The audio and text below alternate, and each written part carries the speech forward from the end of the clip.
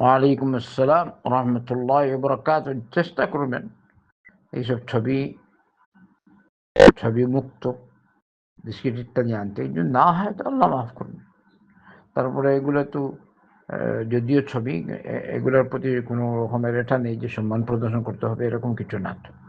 তাই এসব এটা সব জায়গায় হয়েছে, এটাকে রুম বালুয়া, এটা কী করবেন? আল্লাহ মাফ করুন। আপনাকে দেখতে আপনার মূল পুঁজি হালাল আছে কিনা, তারপরে লেনদেনের তরিকা পদ্ধতিগুলো ঠিক আছে, ওগুলো দেখ। বাকি যথাসাধ্য চেষ্টা করুন একদম নিখুঁত থাকতে। যেগুলো একদম পারা যায় না, ওই বিস্কুটের ছোটো ছোটো ছবি যে বলেন, এগুলো আল্লাহ মাফ করবেন।